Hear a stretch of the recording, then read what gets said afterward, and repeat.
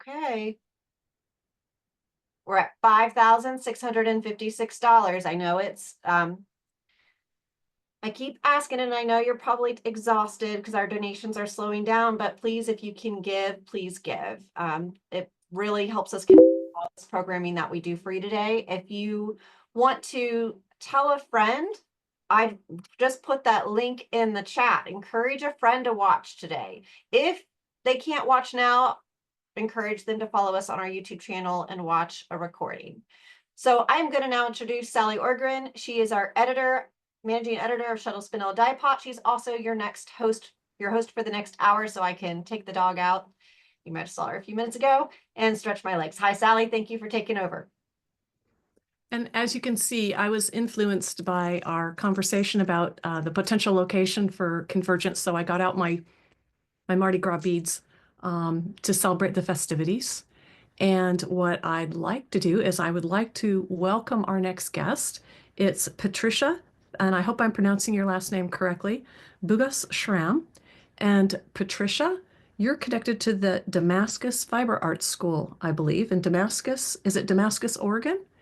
And Yes. I think we heard a little bit about you through ss&D in a prior issue. So I'm hoping that you can turn on your camera. Great. There you are. Thank you. Well, it's nice to be invited to talk about Damascus a bit. I'm a longtime weaver and fan of HGA and appreciate that it takes money from all of us to make HGA successful. I've been weaving for over 50 years and came through our local guild, Portland Handweavers Guild, floor loom weaving, to find Damascus, which I did both tapestry weaving and floor loom weaving for many years. What I'd like to do now is, and maybe I did that wrong, is go to my screen. You're looking, there you go. There you go. Maybe that's Start your it. slide. Yep. Okay. And so Damascus Fiber Arts School is located in Damascus, Oregon. It's a 2-room schoolhouse that was built in 1876 and has been open to the public. In 2023, it had over 1,400 visitors. It focuses on tapestry and fiber art related to it, so that spinning and dyeing is taught there. An average of 35 students come in open studio fashion, and I'll get into more specifics of the mission of the school in the next bit. But we show our work on average twice a year to public venues in Portland metropolitan region, sometimes going further than that, but primarily Oregon. We demonstrate, so we share the mission of HGA and feel like it's a sister organization. We have a lot of relationship and cross-fertilization with Portland Handweavers Guild, a chapter of HGA. I used to be on the board many moons ago there. So we demonstrate to support the understanding of fiber arts at the Oregon Gathering of the Guilds, and then Oregon Flock and Fiber. So like many who I've been listening to today, the passion for fiber arts is broad and includes community and education in a consistent fashion to not only get better at what you do, but to bring in new blood. So in 2020, we went from a privately owned schoolhouse in the same facility, the 2-room schoolhouse still, but to a nonprofit status that formed just as COVID was taking off. And again, our mission is very similar to HGA's. It's to promote awareness and appreciation of the art and craft of hand weaving. And we do this by teaching the supporting fiber arts crafts of spinning and dyeing, along with weaving, in an inclusive and welcoming environment. So we're open to the public. All of these, anybody can come and learn these crafts. We organize demonstrations, as I said, overtly in public events, lectures, presentations, bringing in nationally recognized artists as well as local ones. We're blessed by having a lot of talent in our area also to focus on advancing particular aspects of skill sets so that we can exhibit our work. And we do this again in small venues, public libraries.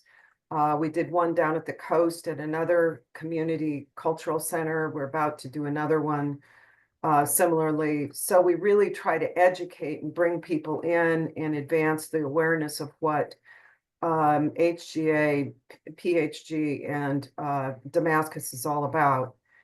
Specifically, our activities are, we focus on classes introductory to advanced, focused on tapestry, spinning, and dyeing. We have intense workshops that allow us to bring in nationally and internationally known practitioners in an open studio format where we have workspace workshops, but then we follow on that work with open studio. As many know, the community is where you learn the best tips and tricks over time and become more adept at this very fascinating area of interlacement that has drawn us all in. We have a lending library with quite a collection of over 500 books that we loan out to community members so that you can advance your understanding and really dive in on a topic. We don't focus on sales of things, but we do support the community. So there's a limited number of yarns, tapestry, looms, and tools for sale to make sure you have the right tools to pursue your interests. Beginning tapestry classes are kind of the entree point for most people. They come in wondering what's going on, and we focus on tapestry at Damascus. We do that on Tuesdays and Thursdays, 3-day beginning class with some openings still in the spring if you're interested. And we have open studio weekly, Tuesdays and Thursdays, with one additional day, Wednesdays and Saturdays per month for people who can come in and work together. Sign up for these can be found at the catalog tab on our website, which is the last slide. I'll show you the website name. We do in the summer focus on workshops, which are terrific. We bring in, again, national, international tapestry practitioners focusing on discrete, very in-depth techniques such as pulled warp, hachures, eccentric weft, shaped weaving with wire, and using collage as a design tool. This is just listing a few last summer's workshops that were up and running, and people fly in from all over the country, but primarily West Coast people. The sign up for these can be found at our catalog tab at our website. Tapestry Talks was developed in COVID out of extreme need for resources, and it turns out it's a hot topic, as HGA can tell you, with tea and textiles. Once a month for $10, we have a live interview with a tapestry artist. These 3 slides show Alex Friedman, Jennifer Sargent, and Barbara Burns' work that we focused on. And for this, you get a link sent to you via email. It's a pretty good deal, and it's still, again, it's a bit in depth, and it's similar to what HGA does, and I cannot emphasize enough what a terrific resource HGA is for these live interview talks also. Our version of that can be found at Tapestry Talks tab on our website. We open the space for in-depth focused learning. This shows Raven's Tail group that comes in. This is a Pacific Northwest weaving technique that is unique and quite in-depth and specific.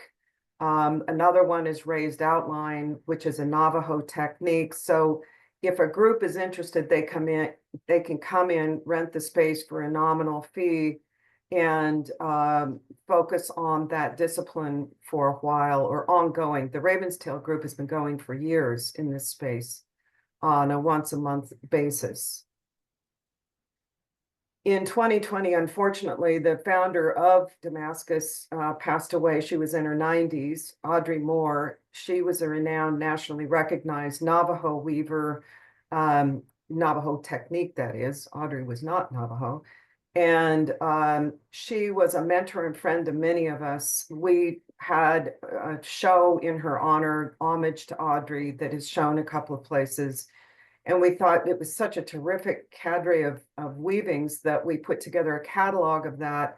It's 62 full color pages. 10 of those are Audrey's work. And if anybody knows Audrey's work, and you might be able to remind me whether Audrey has been featured in HGA's publications, but certainly American Tapestry Alliance is focused on her. And then 27 additional weavings of her students, her students, along with what it means to have a mentor, to be educated by those who are expert, that lead the charge ahead of us and welcome us in. Audrey was all of those things. So it's quite a deal. It's a one-time printing because it wasn't really intended to be in anything but make something worthy of Audrey. So we welcome you to buy up a copy if you need inspiration. This is a terrific way to do it. And again, HGA has these kinds of resources for inspiration also. You can find ours, the catalog that is, at our resources tab at our website. And as our tagline says, it's a friendly place to weave. I think spring registration is open, and Tapestry Talks, you can also sign up for that. And there's our website, Damascus Fiber Arts School, all one word, .org. So with that, that's what I have to say. Wow, thank you, Patricia. Quick question. How far are you from Portland? I think that's about, well, I'm in Portland, so I go out there. I'm part of the Tuesday, Thursday group and go out on Saturdays. I'd say 15 miles. Okay, great, great. It's just southeast of Portland a bit. It's an exurb, if you will, and they don't like to think of themselves that way because it's a very old settlement, but it's been subsumed into the whole metro area. Great. Well, good to know. Thank you so much, Patricia. We appreciate Sure. it. And we're going to move along to our next guests. Great. Thank you. So next up, we have two people that I actually know, and that is Gigi Matthews and Kate O'Hara. And I'm hoping Mandy, my lovely assistant, can pull them up for us. And I have to say, ladies, it's kind of weird to be on this side of the table. And I have to say too, Kate, I remember when this was just a nugget of an idea that you were working on. So I'm looking forward to you telling us more about it. Okay, I'm Kate O'Hara. I am a member of the Philadelphia New York Guild. And Gigi? Hello, and very nice to be here. And I've been making donations every time a member of the New York Guild does a presentation. So now I've just realized I got to make two more donations, Sally and Kate. Okay, so what I'm going to do is share my screen.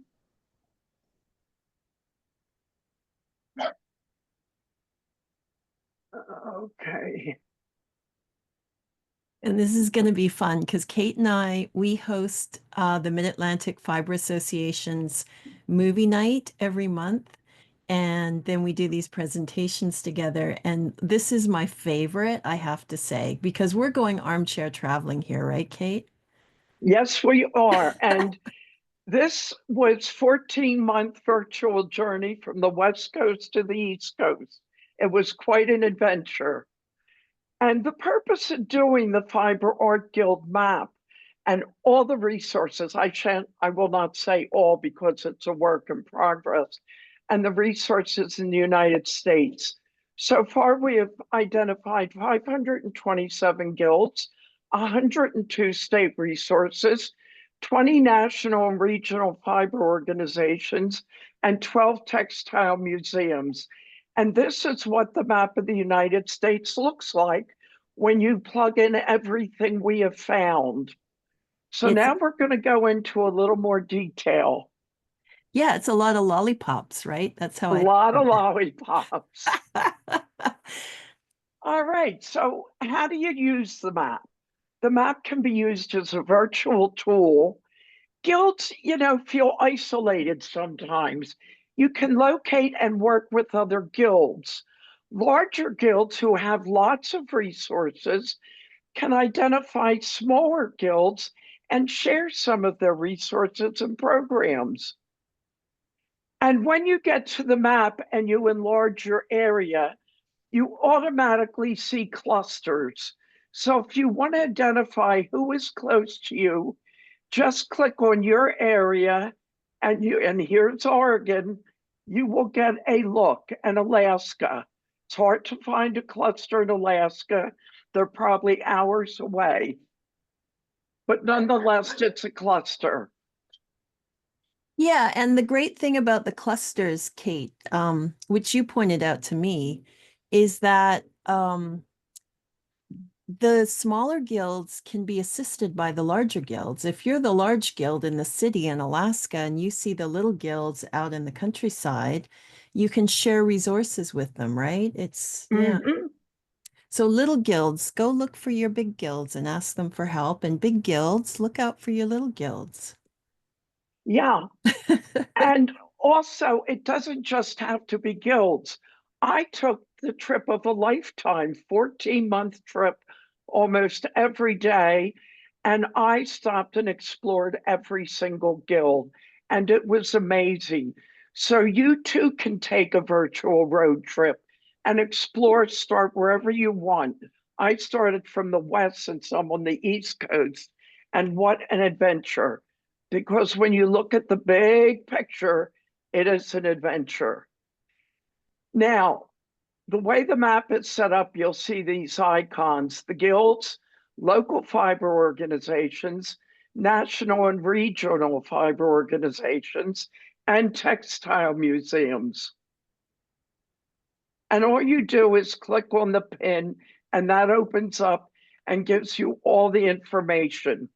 You get their website, you get their social media, and for the smaller guilds, it's probably just social media, not a website. Now, what I'm going to recommend you do is take a screenshot of this page. This page has all of your links on it. This is a work in progress. We want your suggestions. We want additional guilds and resources. There's the link. Now, if you want to get a map for your country or your region, Gigi and I are here to help. Send your request to map@mafafiber.org, and we will guide you through the whole thing. It's Google Maps, very straightforward. And then, of course, we have the link to the map, which we're going to go to today. And you're wondering, what is MAFA? The Mid-Atlantic Fiber Association. And if you don't know how to screenshot, get your phone right now and take a photograph of this screen. That's what I do, because if you have to screenshot and you're on Zoom, sometimes you what? But if you just pick up your cell phone right now, take your camera and go, there you go. You've got it forever. Yeah. So now Gigi, my co-host for movie night, will take us and demonstrate using the map. And I also put the link to the movie nights because that's an adventure too, and that also is virtual. And you'll get all the information at this link. Yeah, and so I will take us on a bit of an armchair travel as long as Kate drives, because I'm a bad driver, whether I'm on Zoom or whether I'm in a car. So Kate, let's go to Alaska, because we were looking at Alaska.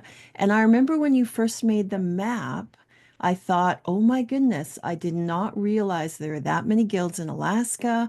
I did not realize there were that many guilds in Hawaii. And that's the big thing about this map, as well as the armchair travel. You can also be incredibly surprised by things that are in your region. So you can see here. Now, Oh, go ahead. Yeah, right now I am on the MAFA website. That's exactly and what this I was is the going to link. say. You blow up this little screen, and here we are. That's So we're exactly what I going was going to say. start with Alaska, and I'm going to use the list to the side you can either use the icons or this list to the side. And we're going to start at Anchorage.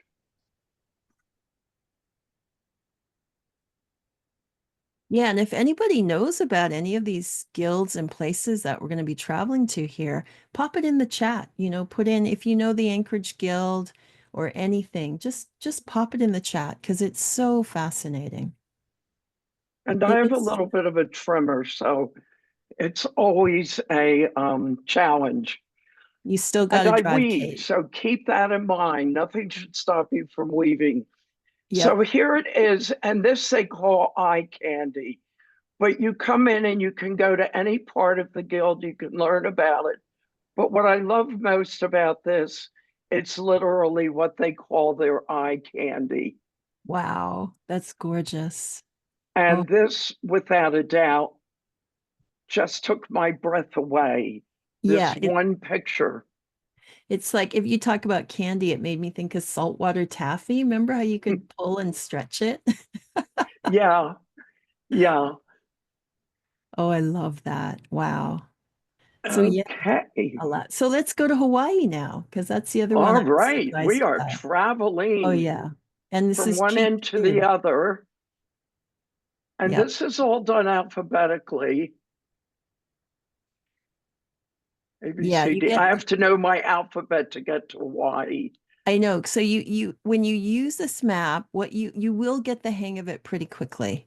It's for me because I'm dyslexic, I go by the colors. So I'm like, okay, black is the names of the states, and then you have everything else. Oh, here we are. We're in Hawaii already. Okay. Boy, that was a fast trip.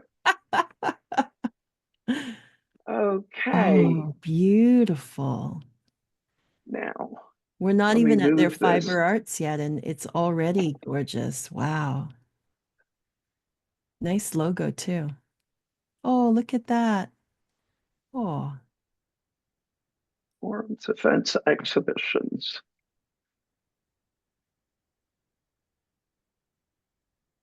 oh, wow. So when you do this, you get to see all of the work, current and past. Yeah, and it shows you like every guild is different. Like with our New York guild, we don't have exhibitions because we don't have a dedicated space, right? We just rent a classroom. Right. Here they do. You want And to go? also you can go to the Facebook page Oh, and it gets to show you. I have a dog in the background. I keep dropping her treats to keep her quiet. And it shows you who's in the guild, what they're up to, both social and professional.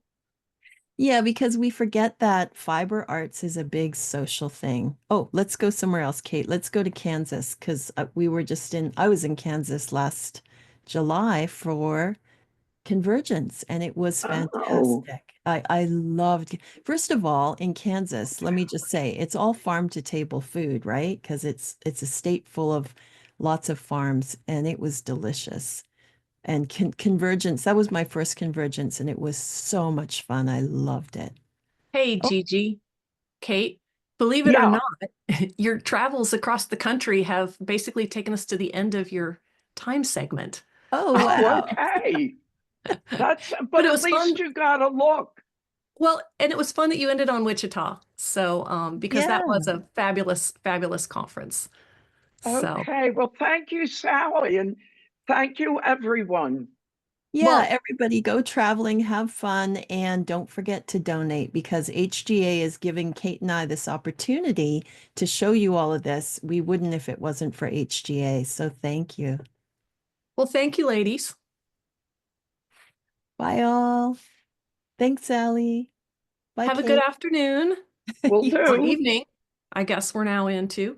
So, next up, we have Pat Bullen. And Pat told us that she says, we have an electric bobbin winder I would like to introduce. So, Pat, are you with us? Oh, great. There you are. Welcome. Thank you for participating. Say Yeah. something. We can make sure you're. Hi, we here? There you go. Great. Yay. All right, I'm going to turn it over to you. Thank you. And I want to thank HGA for putting on this day. It has been most educational, very fun, and a real trip through time. Thanks to HGA, I forget how long I've been a member, but thanks to them, I was a presenter at Convergence 2000. I had a workshop and a seminar, and the following week got to go to Missoula to be a keynote address person. And if it hadn't been for all of the support I've gotten from HGA along the way, and you know, I've taken all kinds of workshops, I've gone to Convergence, I've met all these people, talk about community, and it's through the community that I ended up at Convergence, that I got in at Maryland to have a booth, that I got a whole lot of my workshops. Anyways, they've just done wonders, and I'm not obviously a lot more for the rest of the weaving world. So anyways, I'm thrilled that they'll let me introduce my husband's bobbin winder. A little preface to that. Larry has supported me throughout our entire marriage. I met him in a computer science class. He was obviously knew he was doing, and I obviously didn't. I commented I should just stay home and weave, and he goes, "You got a loom?" And I said, "Yeah." And he says, "What kind of loom?" And I told him. He goes, "Oh, you've got a nice loom." How many people can give you, you know, a couple of sentences about weaving? So he's been together ever since, and I teach weaving. I teach all kinds of textiles: spinning, weaving, dyeing, felting, and beading, whatever. We left Ohio 7 years ago and moved to Madison, Wisconsin, and I retired. He retired, and I thought I'd just spend my time up here weaving. Within a couple of months, I went to a Madison Weavers Guild meeting. Somebody needed help on something, and I've been teaching in your home weaving classes ever since. And I'm up to 24 weavers. About 7 are still active. I keep about 7 or 8 active at a time, and I offer lifelong advice, and that has led to the bobbin winder. My favorite shuttle is this one, made by a gentleman who's now in Pennsylvania. He doesn't make shuttles anymore, unfortunately, but I love this shuttle. It has an 8-inch bobbin. Some people think I'm crazy for liking big shuttles. I also like little bullnose shuttles that aren't very pointy. And I just love this shuttle. And my husband, knowing that, made me another shuttle on his new CNC machine. This is my 2 favorite woods put together. We have cherry and purple heart. The problem with this one is the bobbin weighs like 2 ounces and it backspins, and I didn't have any bobbins for it, and he doesn't like making bobbins. So I went back to my friend here, who graciously made me bobbins for my new bobbin winder. So Larry Pat, hit off. yeah, Yes. Pat, can you hold them up a little bit higher? We're getting them. There you go. Sorry. Yeah, and show us the So- other one. Yeah, show us the other Yeah. one too. There you So go. this is my original one. Thank you. And I had a couple of these, but I taught for 17 years at the Cultural Arts Center in Columbus, and a couple of these disappeared. Not nice. But anyways, so long story. I wanted longer bobbins for it because the little shacked, these little guys don't fit.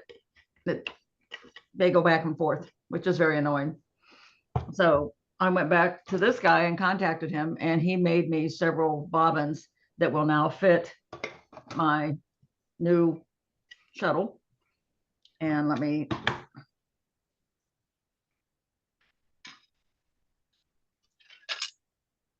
(9-inch). And so problem is the bobbin winder Larry had previously made for me did not accommodate a 9-inch bobbin. So he built me a quicker, smaller version of my other bobbin winder. And many of my weavers have wanted one. So he decided that he would make some to sell. And this is why I'm here today. So let me get the bobbin back in place so you can see it in its home. I knew as soon as I had to do this in public, it wouldn't be as easy as it is normally. Well, Murphy's Law, right? while you're doing that, Pat, I was curious, can you wind that bobbin with a regular Swedish bobbin winder, or do you need to use a pern winder? What type of shaft does the bobbin have? Well, it has this particular shaft is fairly narrow, and I don't know if you could wind it on a Swedish bobbin winder or not. I think you might need a double point. Okay. Not positive on that. What Larry had made for me previous, all my students, weavers have one of these. It's just a very simple dowel rod that you plug into a cordless Okay. drill. Okay. And it'll wind anything but perns or these Okay. or my 9-inch bobbins. And we give them away free to my weavers. But once they see my electric bobbin winder, then that's pretty much what they want to do. And here is a picture of the electric one that he built.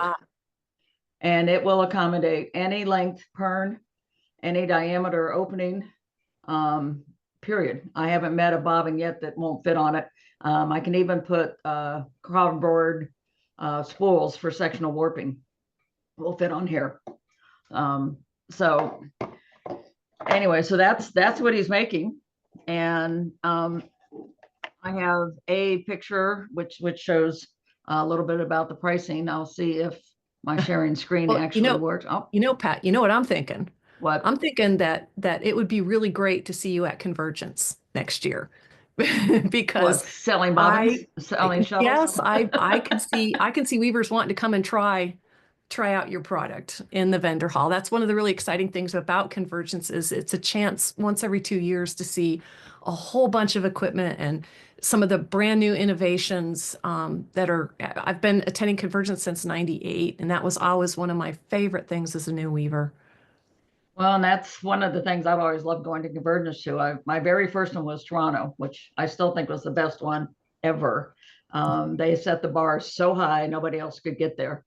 And I've been to a bunch since. And this is like old home week listening to you guys today, because so many people I have seen at Convergence, I recognize. I'm horrible with names, but the instructors I've made friends with, the instructors that encourage me to go on. I'm not opposed to going to Convergence at all. Whether or not my husband would be willing to make very many of these in advance, I don't know. We'll have to. He's got a year and a half, he's got right? a year, yeah. So we'll kind of have to see. I'm thinking about putting an ad in both you and Handwoven, just to see if there's any real interest. Oh gosh, you know what, Pat, we'd really appreciate that, because one of the ways that people can support HGA and ss&D are things like, patronize our advertisers. Tell some of their favorite advertisers that they saw their ad in ss&D and where they saw it. And, again, encourage some of our favorite people to come, to the conference. Well, the fact that you even support businesses this small is encouraging. Obviously we can't compete with the big manufacturers out there. But Ellen, hi Ellen. I haven't seen you in ages. She's from my Ohio Guild that I'm still a member of. Yeah, we were practically neighbors where we used to live. God, I miss her. Hi. Anyway, so there's always something to learn, something to share. New Orleans in June is not my idea of a good time, but like you said, it's going to be inside a hotel. Yeah. I want to go to Bourbon Street also. Wichita was a little bit warm also. Yeah. We're finding everywhere is a little warm. I think Arizona broke 100 degrees for 2 or 3 days already in March, some of the earliest they have. So yeah, Arizona is way too warm.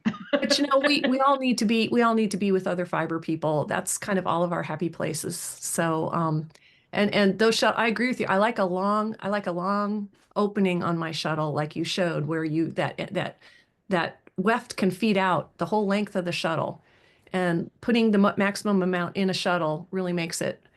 You don't have to load shuttles as often, or switch shuttles as often. Is a nice advantage of that.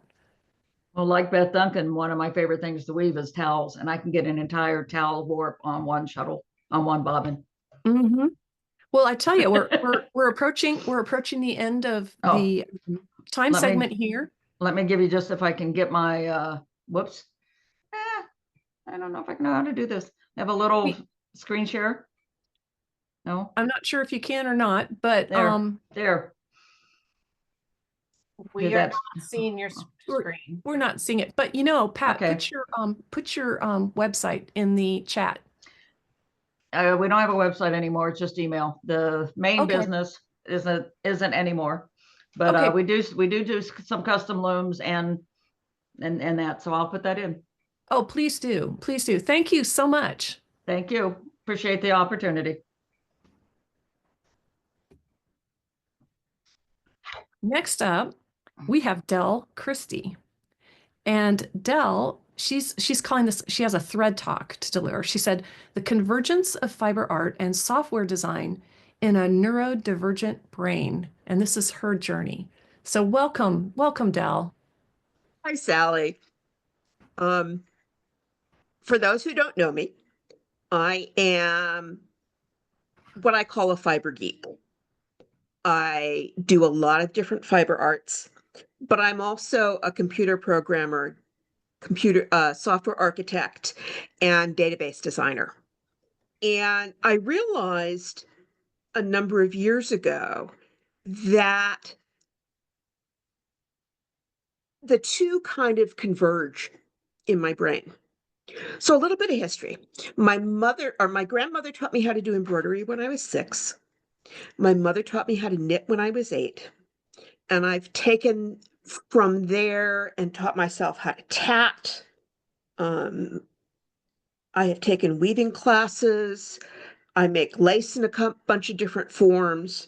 I do Dorset buttons and do jewelry from Dorset buttons. I quilt, I sew, you name it, I do it, basically. And when I was about 9, my father, who was a programmer when he was still working, brought home a book from work about the basic computer language and handed it to me and said, "Here, fun." And I did.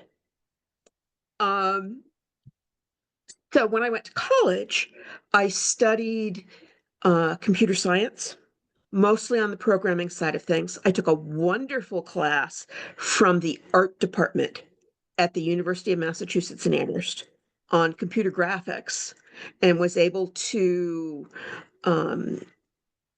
provide the professor with a couple of programs that would take input from the various students and use it to draw with. And I had a blast in that class. Fast forward a few years, I'm doing database design, I'm programming, and I'm still continuing to do the fiber art stuff. And about that time, I realized that, architecting a computer program and designing a quilt use the same part of my brain. And that's why I enjoy both so much. So I'm currently near the end of a over 30-year career in computers. I'm consulting, and thoroughly love what I do and what I do for a lot of different folks. But I've continued to do fiber stuff. In the early 2000s, I found out about the Chattahoochee Handweavers Guild here in Atlanta, joined them, took my first floor loom classes. Before then, I had done rigid heddle weaving. For those who don't know, the University of Massachusetts at Amherst is in Amherst, Massachusetts, which is about 2 towns over from Northampton, where Webb's is located. I bought my first rigid heddle loom at Webb's when I was in college, around about 1980.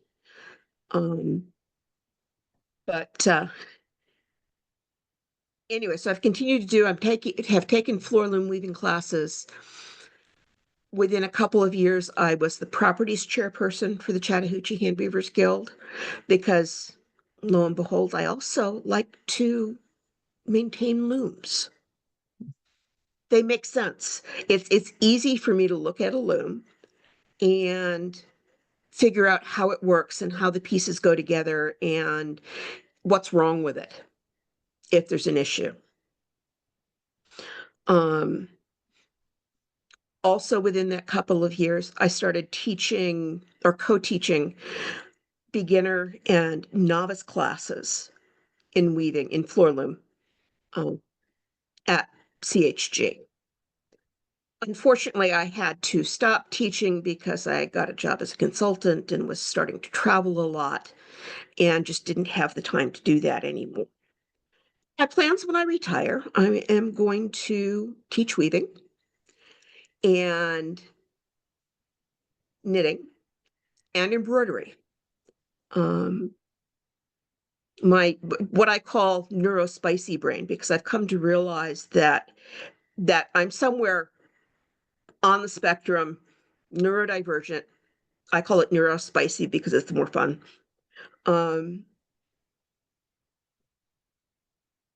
It's part of, for me, it's part of staying active, but my neurospicy brain wants to hibernate, wants to hermit. And part of staving off dementia, which runs in my family, is staying social. So my fear is that when I retire, I'm going to want to hermit. So getting out and teaching helps me stay social in a way that I enjoy doing something I love to do, and will keep me active and keep me moving. And it's going to be an interesting time. I'm taking some classes right now from the Royal School of Needlework on crewel embroidery, and I'm enrolled in their certificate and diploma program to get the not credentials, because it's not teaching credentials, but the background to say, hey, look what I've done. When I start teaching, I'm going to take classes from the Embroiderers Guild of America. I've taught knitting, I've taught weaving. I'm going to go back to teaching at the Chattahoochee Handweavers Guild. We've got a quilt store here in town where they want me to come teach embroidery there. So it's going to be a fun time. I'm going to stay active. And I'm really looking forward to it. But it really, like I said, it all uses the same part of my brain. The work that I do, the fiber arts I do, it all uses the same part of my brain. And it's part of why I enjoy all of it so much. And I always have a project going. But my little neurospicy brain has lots of projects going. So Well, there's I was, you picked a really good background as you're describing this. Did you create that background? now I found it online someplace and I've been using it for a while. Oh, it really fits with what you're describing. And you're getting some encouragement over in the chat. Carrie Gordon said, sharing your knowledge helps both you and encourages new folk to explore fibers. Retirement is fun. Thank you. Thank you. That's what I'm looking for, is I'm looking for fun and I'm looking to stay active. I've spent the last 40 years working. Well, and I have to ask too, because with all the techniques, you're talking surface design in addition to weaving, and I see that background, and I'm thinking, oh my goodness. So how did you ever graduate from a rigid heddle? Do you have more shafts than 2 or 4? Yeah. Because Yeah. I'm thinking, I have way more looms than I can count. I have 2 Maycombers, one with 8 shafts, one with 10 shafts. I have an Ashford table loom with 8 shafts.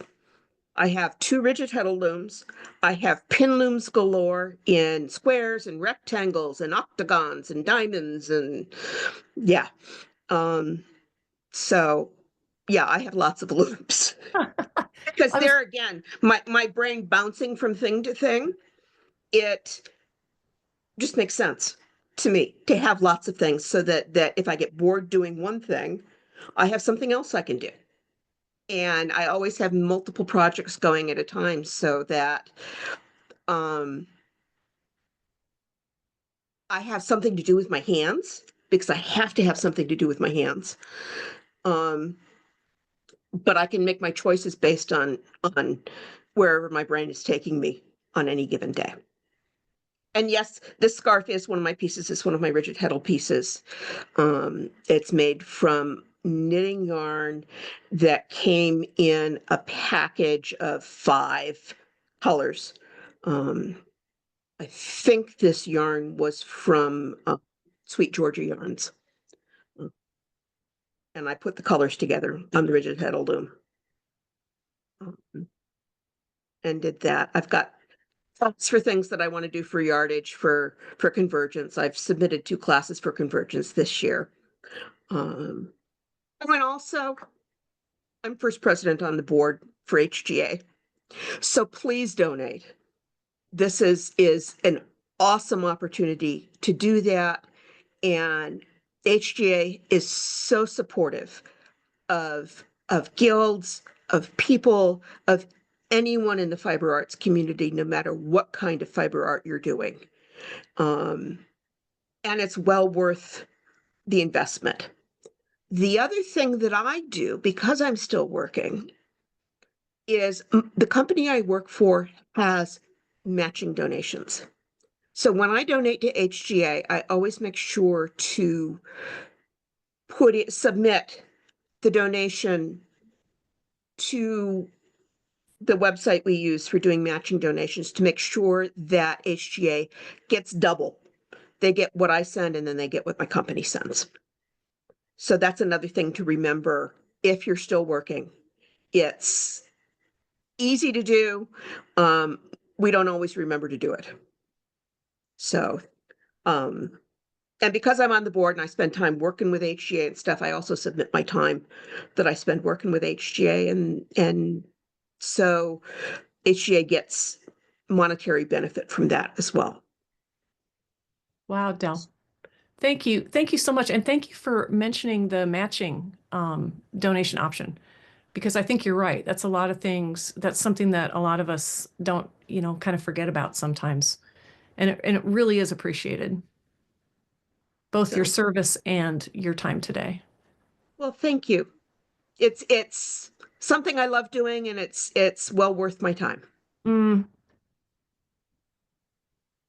Terrific. So, thanks, everyone. Thank you. So our last presentation on this hour is going to be Geri Forkner. And Geri has been doing some amazing things with electronics and textiles. There you are, Geri. Are you ready? Can I turn it over to you? Yes, you can. Before I start, I have to say that I've met a number of women in this process with programming backgrounds like Dell's. So I'm going to do a screen share. And I have a PowerPoint that I would like to show you. Okay, you're good, good. And then you can start it. Perfect.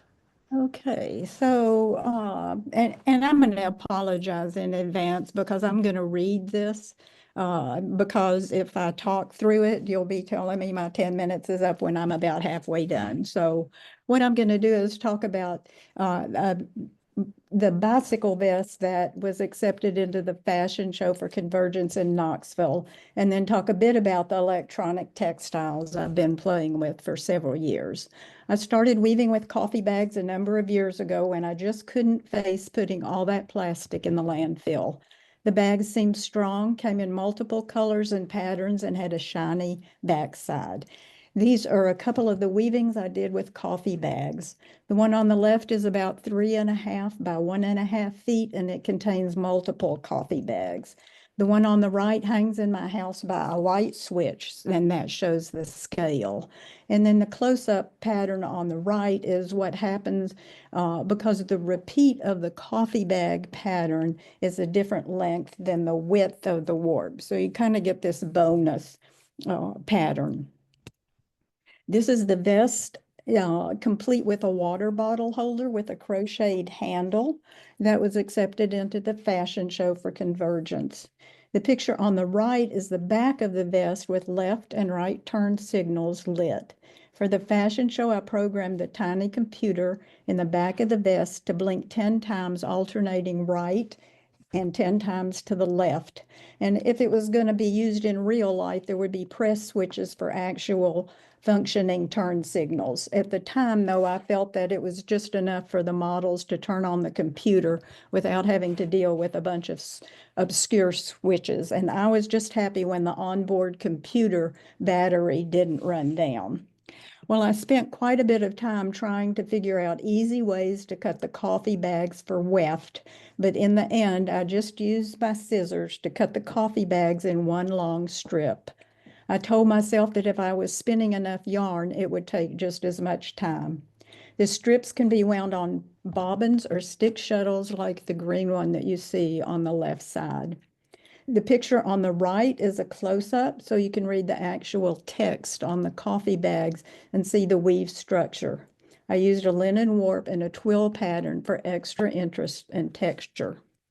For the buttons, I use the valves that come on coffee bags. And in case you don't know, coffee bags have a valve, and it's called a degassing valve, and it allows carbon dioxide to escape from the bag while preventing oxygen and moisture from entering.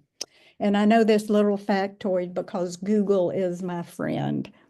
I use Velcro buttons for the actual closers, and my sewing machine easily handled stitching the hems and button tabs in place. This is the inside of the vest, and remember the coffee bags that I used had silver on the inside. The computer that runs the lights is on the right. I used iron-on facing to protect the stitches of conductive yarn that made the connections to the LEDs and computer terminals, and I used a vintage linen to protect the computer and make wearing comfortable. This is the LilyPad computer that runs the LED turn signal lights. The LilyPad was invented by Leah Buckley, an electrical engineer, while she was working at the MIT Media Lab. It has a snap set so that the part with the rechargeable battery can be removed for washing. It plugs into the computer, and the code is transferred to the onboard chip. One of the things that attracted me to electronic textiles is that women engineers are inventing ways to use the advanced technology that is made accessible now to everyday folks. To me, it's just got to be more interesting to program a vest than a robot. These are the materials that I use for stitching projects. These are different ways that you can buy conductive yarn. It comes in several sizes, strengths, and amount of resistance so that you don't burn out the LEDs quickly. It works like regular sewing thread for stitching the circuits. There's also a conductive cloth that you see down there on the bottom right. And all the projects use the 3-volt coin cell battery that's easily available and probably found in some of your devices. This is the Adafruit company, and they make many products for adding flashing, blinking things to all sorts of projects. Their education page has many tutorials for making projects that sense sound, movement, temperature, and much more. So feel free to Google them and jump down their educational rabbit hole. They make a new product practically daily. I was happy to see that HGA included 4 articles on textiles and technology in this past winter issue of Shuttle, Spindle, and Die Pot. And this is a screenshot I took of the article written by Catherine Bennett. And a picture I took of her when I met her at Felter's Fling several years ago. And I blanked out these women's faces because I did not I couldn't find them to get permission to use their faces. But you can see how what a good time they're having looking at Catherine's project. So I'm going to show you some of the simpler ways I've used LEDs to add another dimension to draw people closer into my work. I'm programming challenged because I come from slide rule days. I've learned enough to cut and paste programs into devices and I continue constantly to climb that giant learning curve of programming. In the meantime, these simple projects can add another dimension to my work. They all use this simple circuit shown here.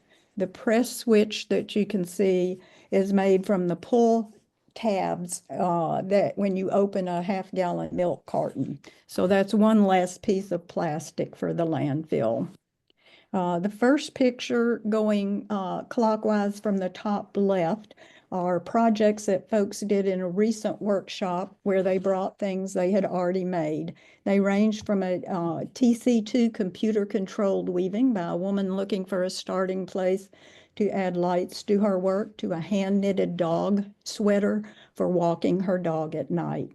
The wires for the flowers that are in the picture on the right are embedded into the flower cords in the felting process. And then the weavings on the bottom right are weave structures that can easily accommodate wire for the warp and the weft to make the circuits. The piece on the left in that same picture uses soda can cut strips for alternate wiring. Soda cans are made out of aluminum and they conduct electricity. So, but I encourage you not to cut those up unless you wear gloves. Felted flowers are just a hugely fun project, and it just adds so much more fun if you put an LED in the center of them. And then the last picture on the bottom left is an Inkle loom strap that the lights come on when when the snap switch is closed for wearing, sorry. This is an next picture. If it's going to go to the next picture, it seems to be like frozen up now. Okay. Let's see, this is an installation piece that I did for a gallery show at Rangsit University in Bangkok, Thailand. To me, it's a great example of drawing the viewer into the pieces. The fashion design students I teach also display their work. And I realize that they're required to come to the show opening. So of course, they're going to spend more time viewing their work, which is also on display in the gallery. I made this exhibit interactive by placing press switches in the hands of the figures, and when pressed, the lights come on in different places and configurations on the figures. I asked the viewers to interact with the exhibit by joining hands to light up the world with friendships. So they enjoyed playing with these guys and copying their poses and then taking selfies, of course. So this is my last slide. My computer is not wanting to go to the last slide. It seems like it's frozen up now, and I think my 10 minutes are just about but I'll be teaching a class on some of these simple electronics at MAFA this summer. And I always enjoy passing this knowledge on in the hopes of getting more girls interested in engineering. So thank you, Sally, for your patience. Oh, gosh. Geri, thank you. Thank you so much. And, technology and textiles is my passion. So we're going to keep a beat on what you're doing next. Well, thank you. I always enjoy waiting for the magazine to come out. I'm very happy that you're interested in that. There's a lot of promise in that field. Well, thank you again. And I think it's time to pass the hosting back to Liz, because I think she probably has an update for us, maybe. Yes, I do. Thank you for filling in for me for that hour, Sally. You gave me a chance to get something to eat because certainly would be difficult to do all 12 hours here.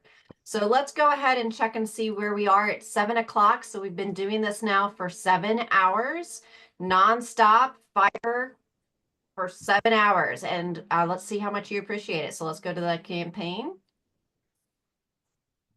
And we are at $6,218.91. So thank you all for giving. But, we've got 5 more hours to go. There's plenty of opportunity to give. So we encourage you to donate. You can do that by calling 678-730-0010, or you can donate online. And I'll put that up here on the screen for you real quick.